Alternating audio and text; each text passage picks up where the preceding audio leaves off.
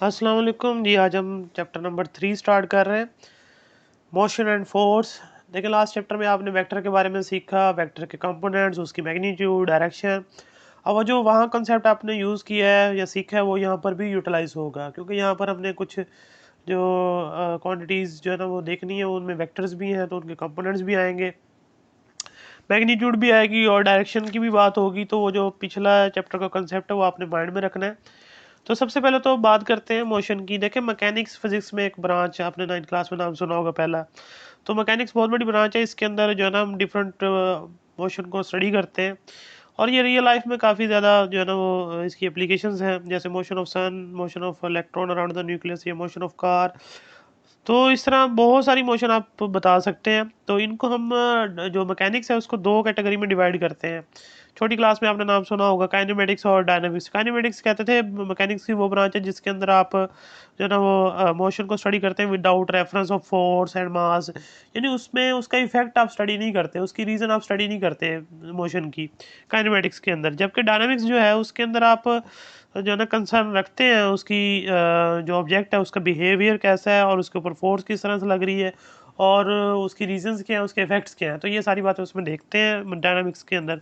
तो सबसे पहले तो रेस्ट क्या होता है। देखें रेस्ट जो था उसकी सिंपल सी डेफिनेशन थी कि अगर एक ऑब्जेक्ट अपनी किसी रेफरेंस पॉइंट के लिहाज से अपनी पोजीशन चेंज नहीं करता तो हम उसे नाम देंगे ये स्टेट ऑफ रेस्ट में है। यानी कि एक ऑब्जेक्ट ने अगर अपने सराउंडिंग या अपनी किसी रेफरेंस पॉइंट के लिहाज से जो है ना वो अपनी पोजीशन चेंज नहीं की तो with the passage of time तो हम कहेंगे ये रेस्ट में है। और अगर एक ऑब्जेक्ट या कोई भी बॉडी पोजीशन चेंज करती है with respect to some observer या सम रेफरेंस पॉइंट तो हम कहते हैं कि वो स्टेट ऑफ मोशन में है। अब रेस्ट और मोशन दोनों ही रिलेटिव है, यानी इनमें से एब्सोल्यूट कोई भी चीज़ नहीं है। आप एक एग्जांपल देते हैं कि फ़र्ज़ करें आप बस में ट्रैवल कर रहे हैं, तो बस के अंदर जो बाकी पैसेंजर्स हैं और बाकी जो चीज़ें हैं बस के अंदर उसके लिहाज से आप अपनी पोजीशन चेंज नहीं कर रहे, आप उनके लिहाज से रेस्ट में और वो आपके लिहाज से रेस्ट में। अगर कोई बाहर साइड पे पैसेंजर है वो बैठा देख रहा है चलती हुई बस को तो उसके लिहाज से आप मोशन के अंदर हैं। तो दोनों की बात ही ठीक है, दोनों का जो जो रेफरेंस है वो डिफरेंट है, इस वजह से जो रीडिंग है वो भी डिफरेंट आती है। तो इसलिए मोशन और जो रेस्ट है वो आपस में रिलेटिव्स हैं, रिलेटिव क्वांटिटीज़ हैं।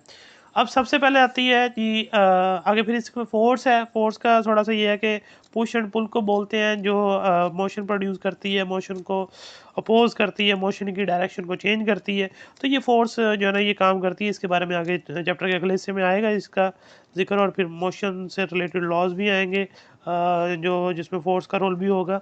तो सबसे पहले तो डिस्टेंस क्या होता है। देखें डिस्टेंस जो होता है वो बॉडी जो एक्चुअल पाथ कवर करती है बिटवीन टू पॉइंट्स उसे हम नाम देते हैं डिस्टेंस का।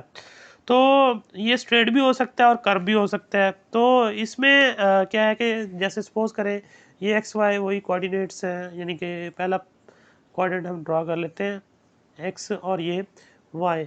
एक बॉडी मूव करना स्टार्ट करती है इस ए पॉइंट से, ठीक है जी, और वो ए टी टाइम के लिए मूव ट्रेवल करती है और ये डिस्टेंस कवर करने के बाद वो यहाँ पहुँचती है बी पॉइंट पे, उसके बाद वो आगे सी तक चली जाती है।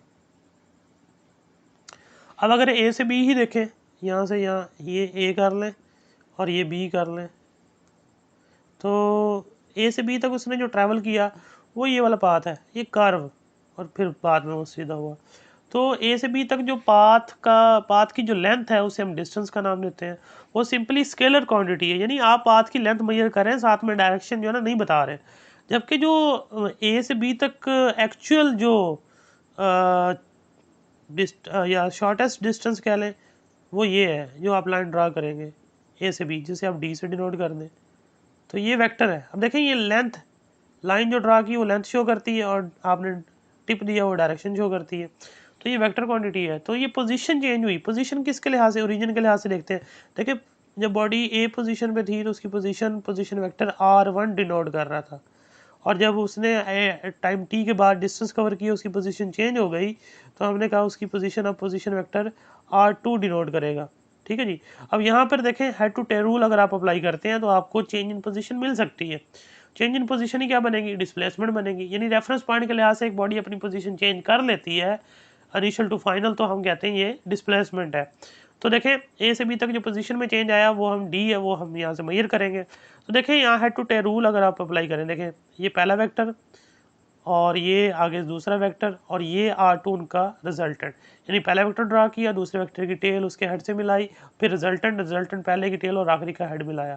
तो ये चीज़ जो है ना क्या है, हेड टू टेल रूल से आएगी, यानी जो R2 है वो किसके बराबर आता है, equal to R1 plus D के बराबर आता है। और हमें डी चाहिए तो R1 इधर आके माइनस हो जाएगा, तो D is equal to R2 minus R1। अब R2 माइनस R1 क्या चीज़ है, देखें R2 position eight B, R1 की पोजीशन एट ए, तो चेंज इन पोजीशन आया है, तो ये मैथमेटिकली।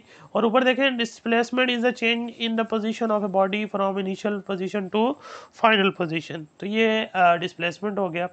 तो in case of curve line distance और डिस्प्लेसमेंट इक्वल नहीं है मैग्नीट्यूड में, लेकिन in case of straight line, यानी अगर स्ट्रेट लाइन होगी फिर तो देखें ना ए से बी अगर ट्रेवल कर रहे हैं इस तरह, फिर तो डिस्टेंस भी वही होगा और डिस्प्लेसमेंट भी वही होगा, ठीक है जी।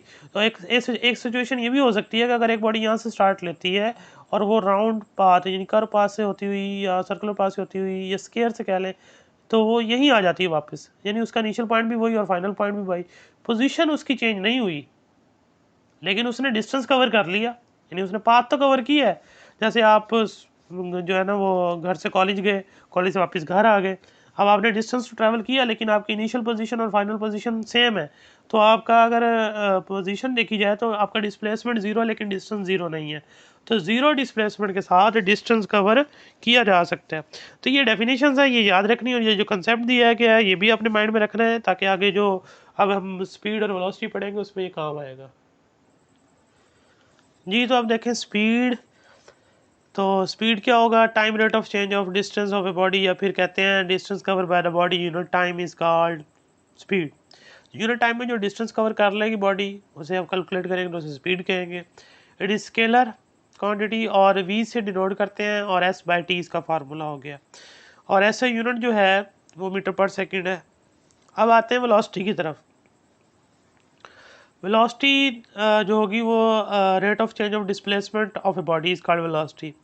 अब इसमें डिस्प्लेसमेंट में चेंज कहा जा रहा है, तो डिस्प्लेसमेंट वेक्टर क्वांटिटी थी इसलिए ये भी वेक्टर क्वांटिटी होगा, वेक्टर क्वांटिटी होगी वेलोसिटी, और इसकी जो डायरेक्शन होगी वो जो डिस्प्लेसमेंट की डायरेक्शन है वही इसकी होगी, तो its direction is along the direction of displacement, और इसको वी एरो और यानी कि वेक्टर फॉर्म में डी बाई टी, इसका यूनिट भी मीटर पर सेकंड होता है। तो आपने छोटी क्लास में भी यही डेफिनेशन सीखी।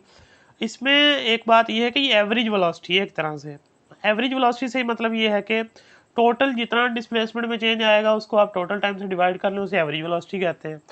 तो लेकिन एवरेज वेलोसिटी जो है ना वो हर जगह पे जो है ना वो काम नहीं आती, तो वो सारी चीज़ बता नहीं पाती, कंप्लीट डिस्क्रिप्शन नहीं दे पाती। तो वो क्यों नहीं करती वो देखते हैं, लेकिन उससे पहले आप चेंज इन डिस्प्लेसमेंट देख लें वो कैसे होता है। जैसे अभी आपने डिस्प्लेसमेंट के लिए ड्रा किया था चेंज इन पोजीशन, इसी तरह आप पहला क्वाड्रेंट दोबारा ड्रा करें जिसके अंदर बॉडी मूव करेगी from point A to B. ये ट्रैवल कर रही है ए टू बी, तो ये ए है और ये बी है, और ये आगे फर्दर अगला पॉइंट सी होगा। तो ए पर जो वेलोसिटी उसकी मेजर की गई थी उसे हम नाम देते हैं वेक्टर v1, और बी पॉइंट पे जो उसकी वेलोसिटी मेजर की गई वो कितनी आई, वेक्टर v2, और फिर इसमें जो चेंज आया उसे हमने किससे डिनोट कर दिया, सॉरी वेलोसिटी नहीं, डिस्प्लेसमेंट।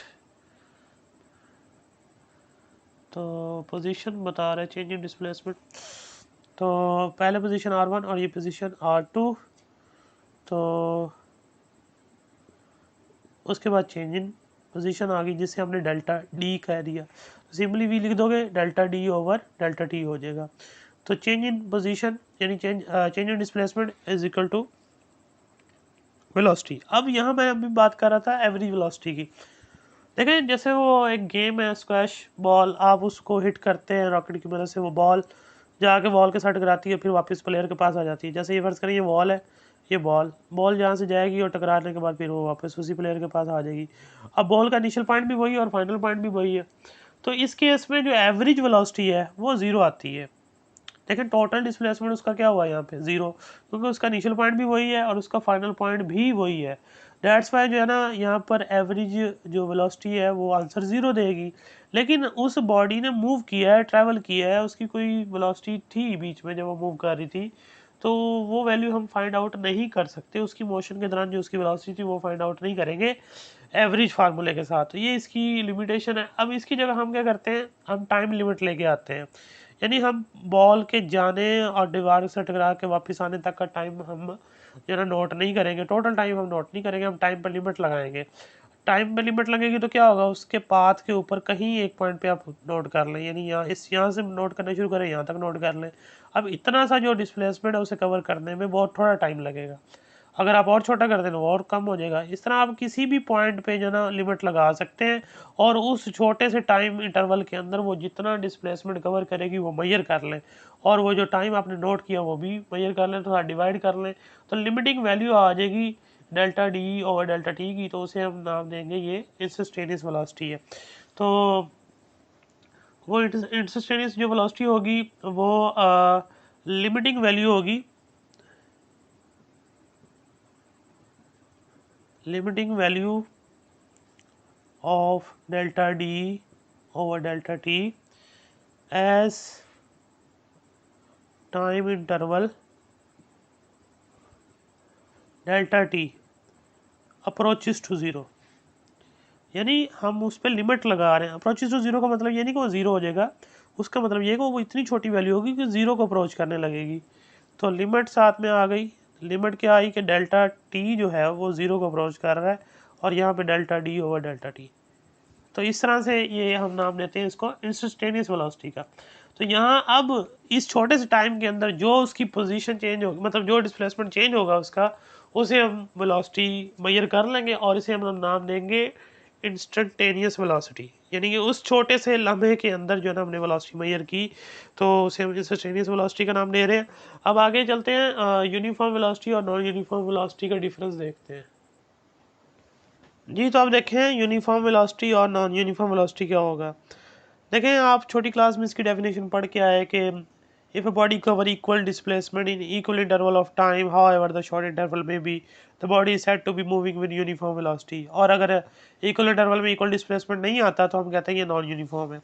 उसका ये मतलब है कि अगर एक बॉडी यहाँ से स्टार्ट लेती है मूव करना और यहाँ तक मूव करती है, 0 से स्टार्ट है, और फर्ज करें पहले इंटरवल जो है ना आपने अपनी मर्जी से सिलेक्ट करना होता है। इंटरवल आप 1 सेकंड रखें, 2 सेकंड रखें, 1 मिनट रखें, 1 आवर रखें, जितना मर्जी आप इंटरवल रख लें। सपोज करें 1 सेकंड बाद आप चेंज मेजर करेंगे, स्टार्ट करते हैं 0 से और 1 सेकंड बाद जो है ना बॉडी अपनी कितना डिस्प्लेसमेंट कवर कर लेती है, हम कहते हैं 5 मीटर वो कवर कर लेती है। अगले 1 सेकंड के अंदर वो फिर 5 मीटर कवर करती है और 10 हो जाता है टोटल। फिर अगले में 5 और फिर टोटल 15 हो जाएगा, फिर अगले में 5 और वो 20 हो जाएगा। इस तरह हर इंटरवल, इक्वल इंटरवल के अंदर जो डिस्प्लेसमेंट चेंज होता है वो 5 आता है। तो जो उसके रिजल्ट में वेलोसिटी होगी वो कांस्टेंट होगी, यूनिफॉर्म होगी। डायरेक्शन तो चेंज हो ही नहीं रही, हमने स्ट्रेट लाइन मोशन कंसिडर की हुई है। ठीक है जी। तो ये है यूनिफॉर्म वेलोसिटी। अगर हर इक्वल इंटरवल में इक्वल नहीं आता, यानी पहले सेकंड में 5 मीटर कवर किया, अगले सेकंड में आप 5 की बजाय 8 पे जाते हैं, और अगले में आप 8 की बजाय इधर 15 की बजाय आप कहीं 10 पे जाते हैं, तो इसमें क्या होगा, देखें हर इक्वल इंटरवल में जो डिस्प्लेसमेंट आ रहा है वो इक्वल नहीं है, तो बॉडी मूव कर रही है विद नॉन यूनिफॉर्म वेलोसिटी या फिर वेरिएबल वेलोसिटी के साथ। तो यहाँ इसको जो डिफाइन किया गया वो इस तरह से है। सपोज यहाँ से बॉडी यहाँ तक मूव कर रही है, तो इस दौरान आप किसी भी पॉइंट पे चेक करते हैं लिमिट लगा के उसकी इंस्टेंट वेलोसिटी को, कहीं भी किसी भी पॉइंट पे आप लिमिट लगाते हैं टाइम पे और इंस्टेंट वेलोसिटी चेक करते हैं। अगर वो through out the displacement change नहीं होती तो हम कहेंगे ये मूव कर रही है विद यूनिफॉर्म वेलोसिटी। इसमें ना तो मैग्नीट्यूड चेंज हो रही है और ना डायरेक्शन चेंज हो रही है। तो if the instantaneous velocity does not change, a body is said to be moving with uniform velocity. In this case magnitude and direction remain same of the moving body. अब non uniform में क्या होगा, आप limit लगाएंगे उसके displacement के ऊपर कहीं भी, तो अगर आपको चेंज मिलती है इंस्टेंटेनियस वेलोसिटी, यानी यहाँ लगाई लिमिट कुछ और वैल्यू आई, यहाँ कुछ और आई, यहाँ कुछ और आई, तो इसका मतलब है वो अपनी मैग्नीट्यूड चेंज कर रही है या फिर डायरेक्शन चेंज कर रही है। तो इन दोनों में से किसी एक में चेंज आए या दोनों में चेंज आ जाए तो वेलोसिटी चेंज हो जाएगी। तो हम नाम देंगे इसको नॉन यूनिफॉर्म वेलोसिटी या फिर वेरिएबल वेलोसिटी का। If the instantaneous velocity does if the instantaneous velocity changes the body is said to be moving with variable velocity. In this case magnitude or direction of moving bodies does not remain constant. तो ये short question था सारे और concept था। तो इससे next जो topic हम इंशाल्लाह अगले लेक्चर में सीखेंगे वो एक्सेलरेशन होगा, वो इसी वेलोसिटी से रिलेट करेगा और उससे आगे फिर ग्राफ्स हैं वो उनको स्टडी करेंगे। तो टिल देन टेक केयर।